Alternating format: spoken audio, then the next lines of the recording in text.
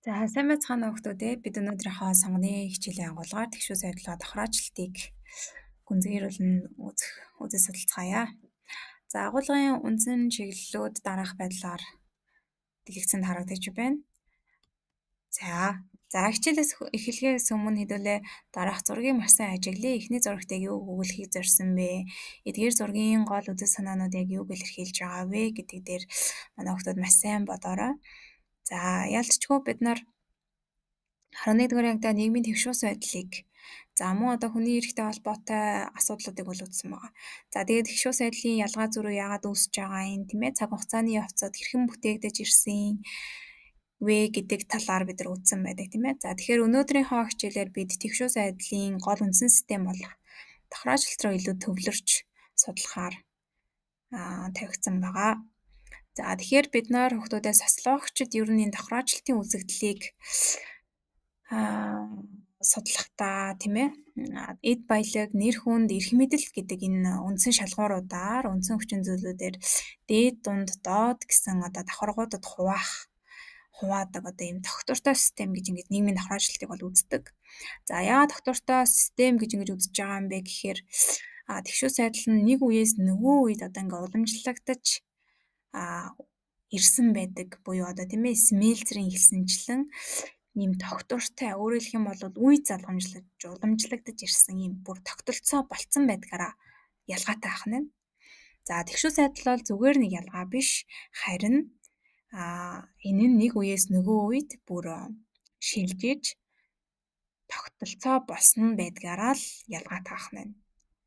За дэлгэцэн дээр нийгмийн давхраачлалтын хэм маягийн дөрвөн одоо хэлбэр харагдаж байгаа. За давхраачлалт бол нийгмээс хамаарат хүмүүстэй янз бүр байж ирсэн. За хамгийн ихэнд бол боолчлын нийгэм байгаа. За боолчлын нийгэмд бол хүнийг хувийн өмч гэж ингэж үздэг байсан тий. За каст бол төрлөхөөс заяагцсан одоо юм хөдөлгөөн байдаггүйгээр бас их онцлогтой. За язгуурын давхраачлалт бол илүү язгуурын ангиудад илүү хамааралтай ийм давхраачлалт байсан бол за орчин үеийн нийгэм зохиолж байгаа хэлбэр нь ялцчгүй ангийн тогтолцоо байгаа. За энэ ангийн одоо тогтолцооны гол асуудал нь ерөөсөө л эдийн засгийн байдал дээр илүү суурилдаг. За онлын хувьд одоо хүн давхаргууд хоорондоо шилжих тийм ээ бас ийм боломжтой гэж үздэг. Өөрөөр хэлэх юм бол нээлттэй давхраачлалт гэж бид ингэж нэрлэдэг тий. Тэгэхээр эдгээр дөрвөн давхраачлалтын нэг нь нээлттэй өөрөөр хэлэх юм бол анги маань нээлттэй давхраачлалт байна гэж ингэж үздэг байна. За тэгвэл нийгмийн давхраачлалтыг тайлбарсан хамгийн том онолуудын нэг бол ялчгүй Карл Марксийн онол байдаг. За Карл Марксийн одоо зөрчилдөөний онолоор бол тийм ээ Маркс нийгмийн үйлдвэрлэлийн хэрэгслийг эзэмшигч капиталист анги. За энэ зурагт харагдаж байгаачлан хамгийн дээд хэсэгт байгаа нь л капиталист анги байна тий. За хөдөлмөрөө бусдад зардаг пролетар анги буюу ажилчин анги. За энэ бол доод хэсэгт бол харагдаж байна. За ийм хоёр үндсэн ангид нийгмийг ол хуваан авч үздэг. За түүний үзэж байгаагаар бол одоо тийм ээ тэгшүүс сайдлын гол цөм асуудал нь ерөөсөө л эдийн засгт оршно гэж үздэг. За энэ хоёр ангийн хоорондох одоо зөрчилдөөн нь л одоо нийгмийг хөдөлгөгч хүч болдог. Ингээд өөрөөр хэлэх юм бол ангийн одоо тэмцлийг илэрхийлдэг байна тий. Ангийн тэмцэл нь одоо нийгмийн хөдөлгөгч хүч ингээд болоо явдгаа гэсэн үндсэн санааг бол Маркс төвшүүлэн гаргасан байдаг байна. За Марксийн дараагаар түүний онолыг илүү сайжруулсан сэтгэгч бол ялчгүй Макс Вебер байгаа. За Вебер бол нийгмийн давхраачлалтыг зөвхөн эдийн засгаар бус 3 хэмжээстэй гэж үзсэн. За тэр 3 хэмжээс нь бол эд баялаг, нэр хүнд, эрх мэдэл гэсэн 3 хэмжээсийг бол авч үзэх нэлийн шаардлагатай гэдэг байр суурийг бол баримталсан байгаа. За түүний одоо баримталсан эдгээр 3 шалгуур бол гурвалжинд дараах байдлаар ингээ харагдаж байна хүмүүстээ. Зөвхөн нэг шалгуураар бид нар тухайн хүнийг давхраанд оруулахаас илүүтэйгээр 3 одоо энэ шалгуурыг баримтлах хэрэгтэй гэж ингэж гаргаж ирсэн нь бол нэлийн онцлогтой ийм үзэл баримтлал байна.